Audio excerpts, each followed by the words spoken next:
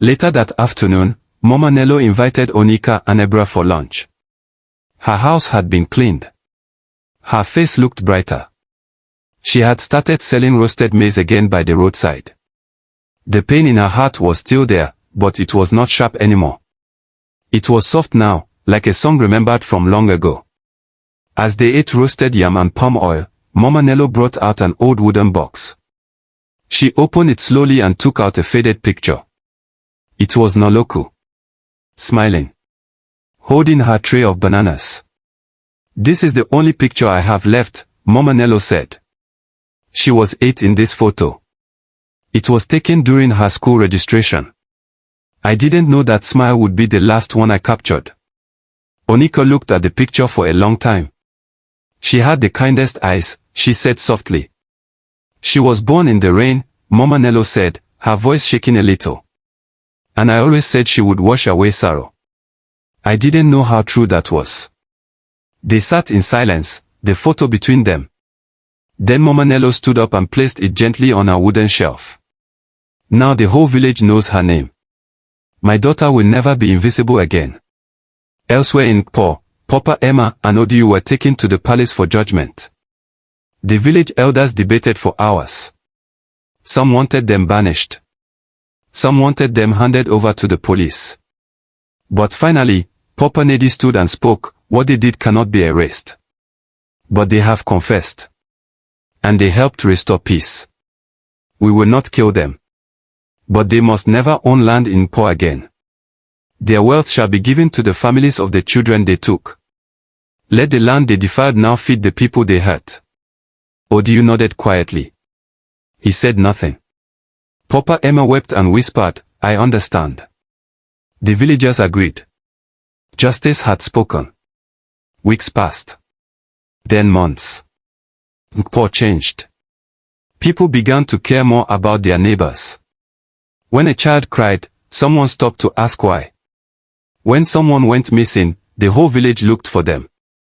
New houses were built, but not over graves. Traders returned to the markets with joy. And the mango tree? It started bearing fruit again, sweet, golden mangoes that dropped into the soft earth near the shrine. One day, a small school was built near the shrine. It was named Neloaku Children's Learning Center. Onyeka stood at the opening ceremony, standing beside 𝐼𝐵RA, 𝐶𝐻𝐾, and Mama Nelo. A group of children in white uniforms sang a song. A song about light. A song about voices that must never be silenced. When they finished, Mama Nelo came forward and placed a banana at the foot of the shrine. "For you, my daughter," she whispered. "Your name has saved others." Onyeka watched, heart full, tears in her eyes. And then, the wind blew gently. Soft and sweet. Carrying with it a whisper only she could hear, "I am home." Nkpor village had returned to peace, but for Onyeka, something didn't feel quite right. Yes, Neloaku had found rest. Yes, Odiu and Papa Emma had faced justice. Yes, the shrine had been built. But there was a small ache in Onyeka's chest that didn't go away. It came late at night when she was alone in her room. It came when the wind blew too softly. It came when she passed the mango tree. "Why am I still feeling like this?" she asked herself one afternoon. 𝐼𝐵RA noticed it too. "You're always thinking these days," she said. "Are you missing Neloaku?" Onyeka nodded slowly. I think there's still something she wants me to know." "But Onyeka, we helped her already. She even said thank you." "I know," Onyeka said, "but sometimes the dead don't speak everything. Sometimes, they leave secrets behind." The next day, Onyeka visited 𝐷𝐵RA one more time. She sat across from him in the small hut, the smell of herbs thick in the air. "You feel her spirit is not done," he said. "Yes," Onyeka replied. "I want to be wrong, but I'm not." 𝐷𝐵�RA pulled out a clay pot from behind his mat and poured water into a wooden bowl. He stirred the water with a carved stick and whispered old words. The water shimmered. Then an image appeared. A floor. A plank. A hollow space underneath. "What is that?" Onyeka asked, leaning closer. That, 𝐷𝐵𝐴 said slowly, is a room hidden beneath the house. It was used during the sacrifices. The spirits avoided it during the last cleansing. That place still holds pain. Is it still there? Onyeka asked. Yes, he said. And it must be opened. That evening, Onyeka returned to the land where the haunted house had once stood.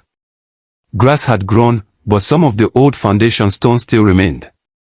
She took a torchlight, a shovel, and 𝐸𝐵𝐴. You sure about this? 𝐸𝐵𝐴 asked. Onyeka nodded. I have to know what's under there. They started digging where the foundation had once met the floor of the central corridor. It was hard work. Dust rose into the air. Sweat soaked their clothes. Then, thunk, the shovel hit wood. They looked at each other. They cleared the dirt until they saw it fully, a wooden trapdoor. Old. Rotten. Hidden. With trembling fingers, Onyeka pulled it open. A sharp smell of dampness and rot rose up. They shone the torch down into the darkness. There was a ladder. And below, a room. They climbed down slowly. The room was small and cold. Cobwebs hung from the ceiling. The walls were made of stone.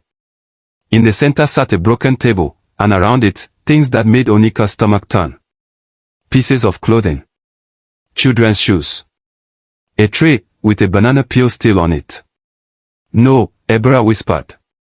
They brought them down here first, Onyeka nodded, her heart heavy. This is where they kept them before the rituals. They searched the room carefully.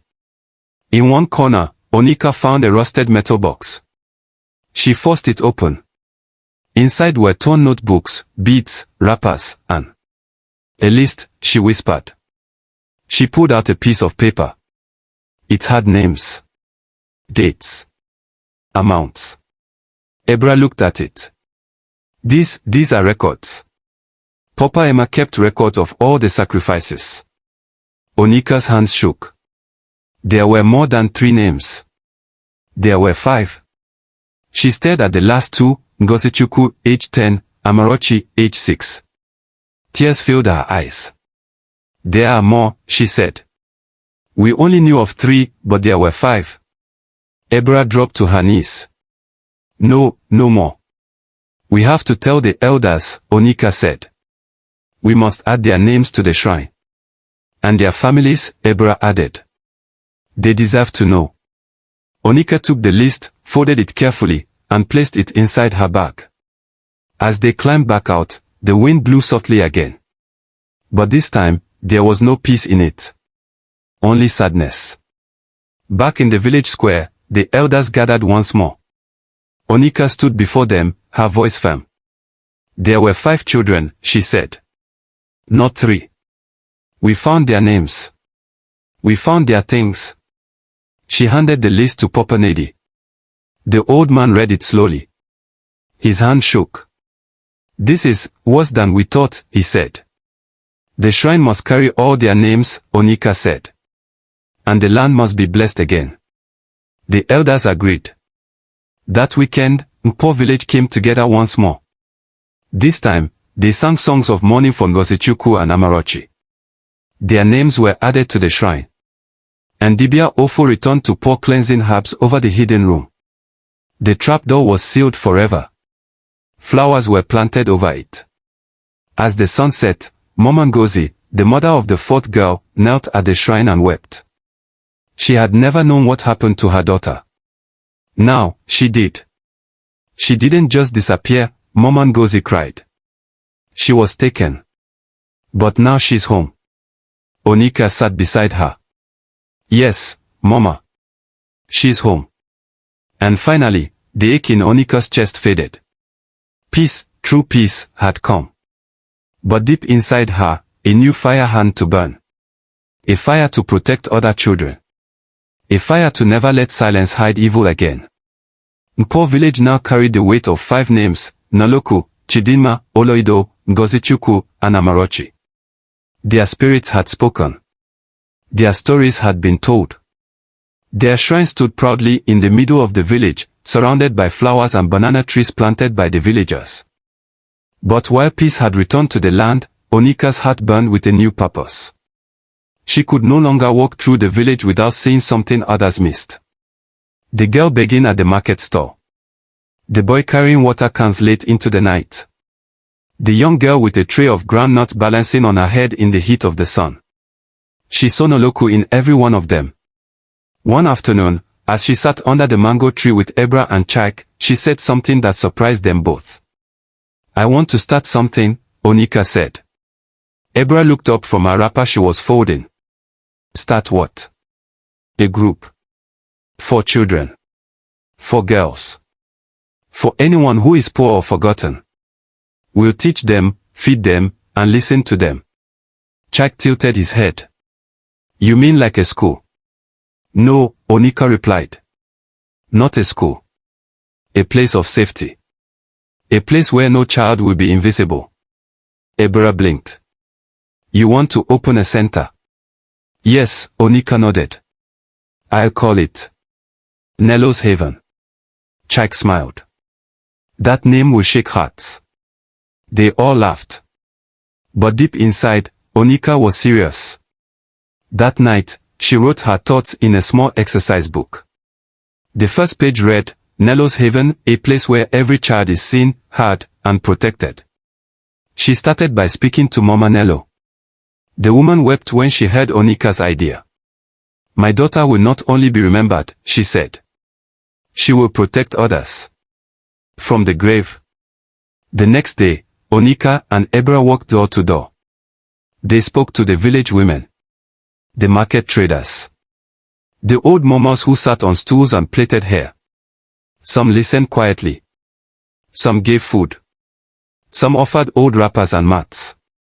"Take this," said one widow. "Let the children sleep on something soft." They found a small, empty mud house near the river, a place that once served as a community meeting hut but had been abandoned for years. With the help of the villagers, they cleaned it, painted the walls white, and added drawings of children smiling. 𝐶𝐵 and the boys from the carpentry workshop helped build benches and tables. A small sign was hung above the door, "Welcome to Nelo's Haven." The first child to arrive was a girl named Ada. She was 7. Her father had died, and her mother sold firewood. Ada had not been to school in 2 years. She entered the hut slowly, holding a torn doll in her hand. Onyeka knelt and smiled. "You are safe here." The next day, 2 more came. By the end of the week, there were 12. Nelo's Haven was not perfect. Sometimes they didn't have enough food. Sometimes the roof leaked when it rained. But the children smiled. They laughed. They played. They were no longer invisible. 𝐿𝐵𝐺 taught them how to sing. 𝐶𝐵 taught the boys how to carve wood. Onyeka taught them how to write their names and speak without fear. Every morning before they started, they gathered around the little drawing of a girl on the wall. The girl held a banana tray and smiled. "We begin with a promise," Onyeka would say. "That no matter how small we are, our voices matter." And the children would say together, "We are seen. We are heard. We are safe." One evening, Papa Nedi, the village elder, visited the haven. He watched quietly as the children played with stones and sticks outside. Then he turned to Onyeka. "I never thought I would see a day like this," he said. "You've turned pain into power." Onyeka bowed respectfully. "We're just trying to make things better." He looked at her with pride. "You are doing more than that. You are planting seeds that will grow for generations." Before he left, he dropped a small bag of rice and a basket of yams by the door. "From the elders," he said. "Let the children eat." Later that night, Onyeka sat under the stars. 𝐿𝐵𝐺 joined her, resting her head on her shoulder. "Do you think Neloaku sees this?" 𝐿𝐵𝐺 asked softly. Onyeka smiled. "I think she does. I think she's proud." Just then, a soft breeze blew past them. It was gentle and warm, like a whisper. And in it, they heard one word, "Thank you." They sat in silence, tears in their eyes but hearts full. Because they knew the fight had begun with a whisper in the night. But now, it had become a voice for the voiceless. And the village of Nkpor would never forget again. Nelo's haven was growing. Every week, more children came. Some were orphans. Some came from broken homes. Some simply needed a place to feel safe.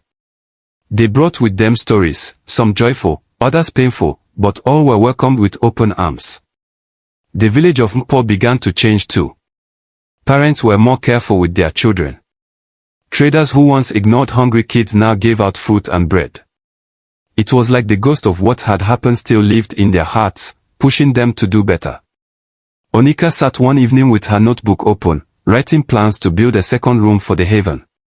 The children were now 23 in number, and space was becoming too tight. As she wrote, a knock came at the door. It was quiet, soft, and familiar. She looked up. "Come in." But no one answered. She walked to the door and opened it slowly. No one was there. Only the wind. She stepped outside and looked around. The moon was full and bright, lighting up the trees and footpaths. The air was cool. She turned to go back inside, then froze. A little girl stood in front of the haven, not far from the small shrine stone. She was dressed in white and barefoot, her hair short and neat. Onyeka's voice caught in her throat.